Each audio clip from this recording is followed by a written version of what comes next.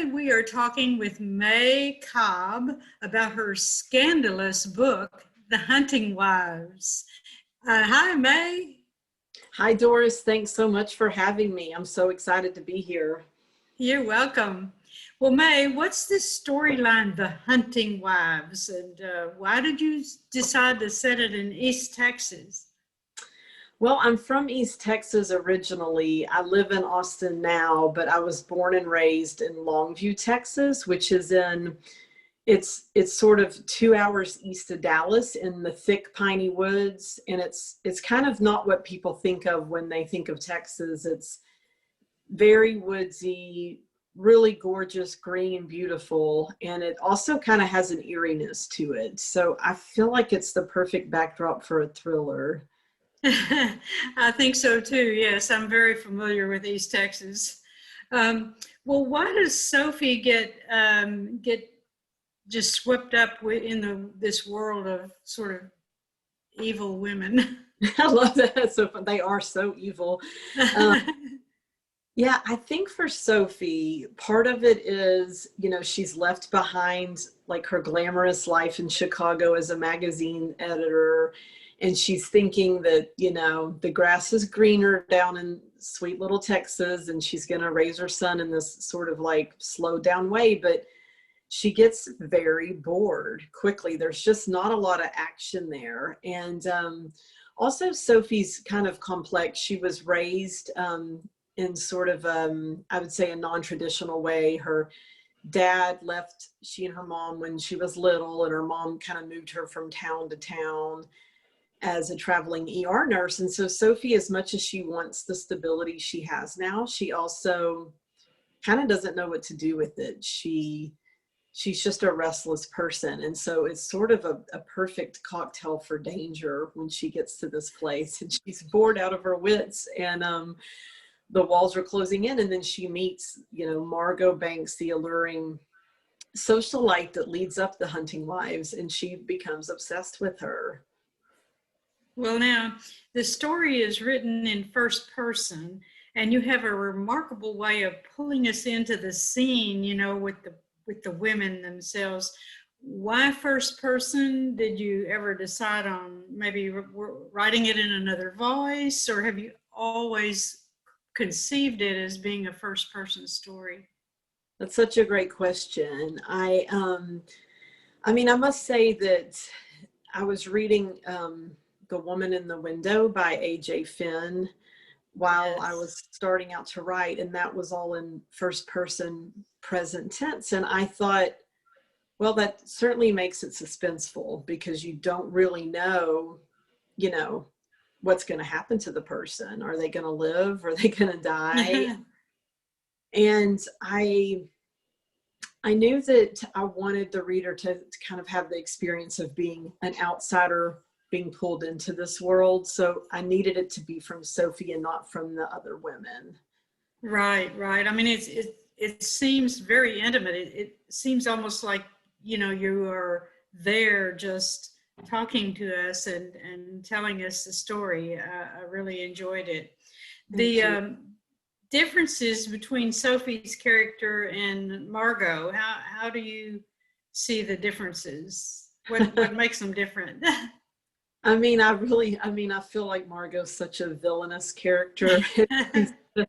Borderline psychopathic narcissist in a lot of ways. And she also has this sort of tragic quality to her and a sort of a mystique. And I think Sophie is, I don't want to use the word gullible, because she's not. She sort of willfully goes along with what's happening. I mean, the warning signs are there, but she continues to partake in the danger. And I think Sophie's just more of, Margot's more of the ringleader, and Sophie's more of a follower, for lack of a better word. Right. Well, and the story is almost more character driven than plot driven. Did you plot the story out? Yes. I mean, but and yet it's still commercial, it's still what readers expect as far as a story, a strong storyline. Did you plot this story out in advance, or did it just develop on its own? I really didn't. I can't really plot too much in advance. I really wish I could, and I'm jealous of all the writers that can. And I know it would be handy for a thriller writer, especially to be able to do that. But I knew the basic concept that, you know, there was this woman coming into this town, and then the elite clique of, you know, the all-female shooting club. And then I knew I wanted to write about a life going off the rails. So I knew that she would get in over her head, but I didn't have too much down beyond that. I just sort of wrote and let the characters and the scenes lead me. Like, I didn't know who the killer was till about halfway through. Interesting. That's interesting. Well, did you have difficulty writing the sex scenes in this story? I know they're pretty racy. Yeah. I didn't have difficulty per se, but I did have moments of, is this too much? Am I pushing this envelope too far? And I debated, because I was well aware that if it did get published, and, like, you know, people like my old school teachers would read it probably. What would I do then? But I felt like ultimately the characters and the story called for it, because it really is just kind of what the story is. So I tried to put on blinders and just write it. Well, now, and I'm not going to tell people what the sex scenes are, but what was your original concept of the story? Did it change over time, and did it change after it was sold, after it was placed? That's such a great question. I don't think it changed too much. I pretty much kind of knew what I was going after. The only thing that changed was, and I won't reveal this, and I want to keep this spoiler free, but there's a twist. Yeah, there's that twist towards the end that Right. I think a lot of people hopefully won't see coming. And that was up for debate. So my agent, actually, she sold it on a partial, because I was at a place in my life where I needed the income. And yeah, just to be honest, I felt, and we felt like it was, ready to go. So I did write an outline for the second half, a very sort of loose outline, but that plot twist was very much up for debate. So as I got to where, after she sold it and it was placed, then it was like, oh my gosh, is that going to happen or not? So there was some discussion, and then ultimately it happened, but not too much changed. Good. Yeah. Do you think in scenes, like movie scenes, because the book reads to me more like a movie script? Oh, that's like the best compliment you could ever give me, because I would love to work in that world one day. I really do. I'm very visual in that way, where I really kind of see the characters and what they're doing, and it's almost like I'm taking notes. So I love that, and I hope it gets made someday. Yes. Sometimes it's a long process. Yeah. How did you find your agent, and Yeah. how long did it take her or him to sell the book? That's a great question. So I have my first novel, which was a lot quieter. It was from a small press that's now out of print. That novel was called Big Woods, and that came out, and I'm proud of it. It won some awards and got some starred reviews, and it was well received. But I knew I needed to, if I wanted to make writing my career and how I'll make my living, and I've been trying to do it for about 25 years. Wow, that's great. That's great. Thank you. I decided to switch agents. So I was in between books and agents when I started writing The Hunting Wives. And I wrote The Hunting Wives the first half in 4 months in kind of a desperate fever to make something happen, because it was either that or I really need to figure out what I'm going to do, Right.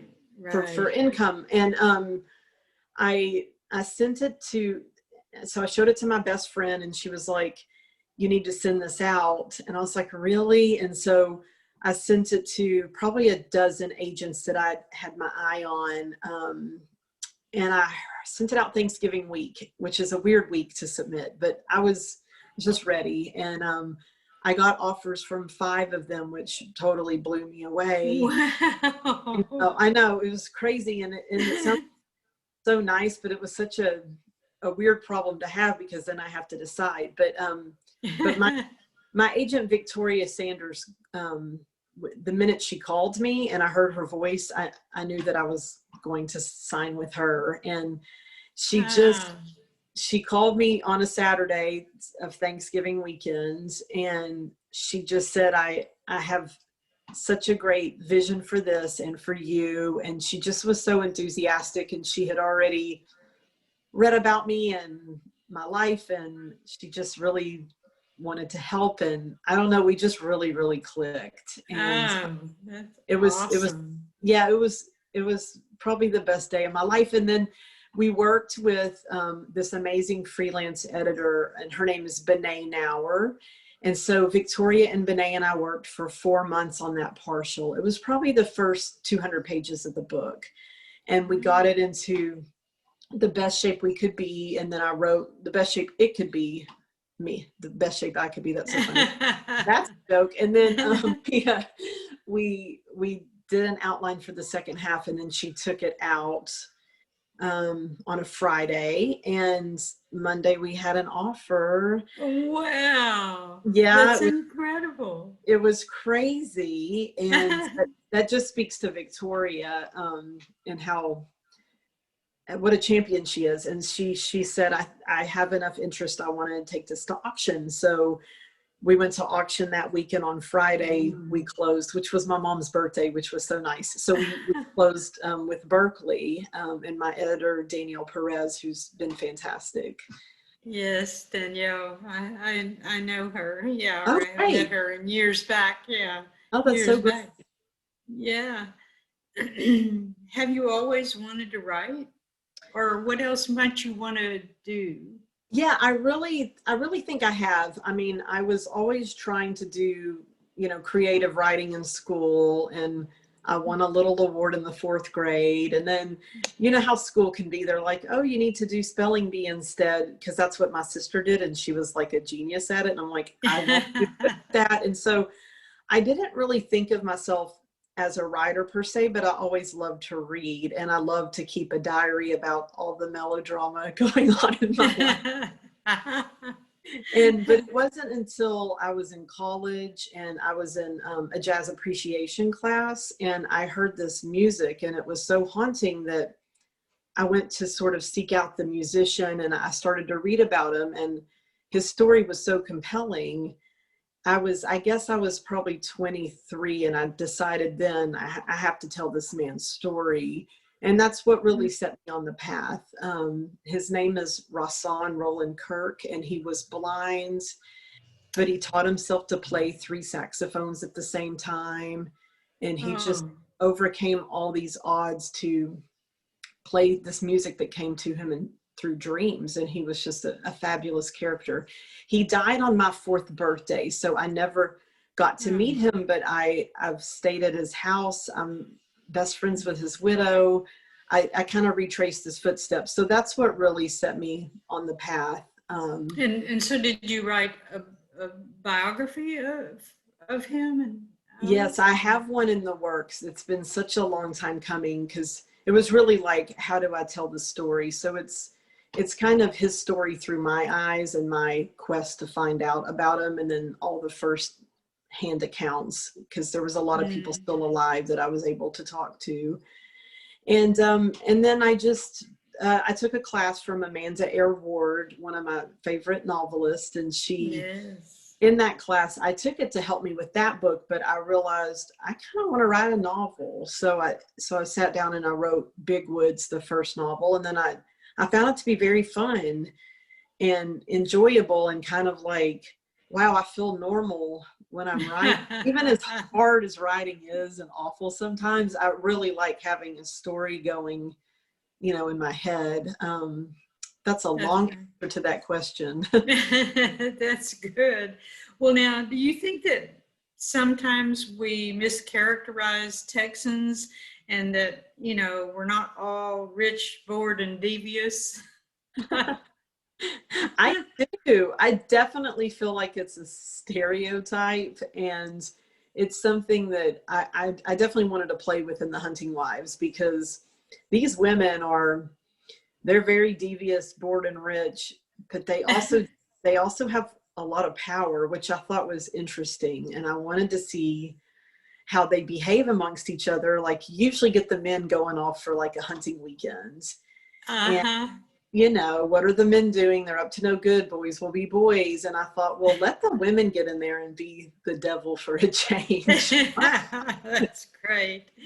Do you have any advice for writers who are trying to break in? Absolutely. I think always persevere, because I think we're called to write, and I don't think people just decide to write because they want to make a bunch of money. I think it's something inside you that you're compelled to put words on paper. And it is taking me this long to get to where I'm even starting out to have a career, and who knows what will happen with it. But I could have given up so many times. And I feel like if you surround yourself with people who support you and try to shut out the voices, because the whole world tells you not to do this, really. That's Like, true. yeah, No. you're crazy and you're never going to make it and you're not going to make any money, and it's crazy. And then I think also be careful with, who you share your work with, because feedback can shut people down. That's been my experience. And you need to have readers that get you and understand what you're trying to do. And then just, I guess the other thing is just get on Twitter and start befriending writers, because it's been such a support for me. And I find writers to be pretty nice people, even especially thriller writers. It's like the nicest community. So that's my 2 cents. Okay. And what are you working on next? I'm finishing up edits on my latest thriller, which is set again in East Texas, and it's about 3 lifelong friends, females, and they're all living now in the same neighborhood that they grew up in, and they're at different stations in their lives. But this mysterious, handsome stranger moves to town and takes up residence in a really posh mansion in their neighborhood. And over the course of a summer, he upends their lives. They all become involved with him, and it messes up their marriages and their friendships. And so it's another kind of adults behaving badly in hot East Texas. Yeah, well, they're hot stories, I tell you. Thank you. May Cobb, thank you very much for talking with us today. Thank you, Doris. I really appreciate it. That's May Cobb, author of The Hunting Wives, just out from Berkeley, an imprint of Penguin Random House.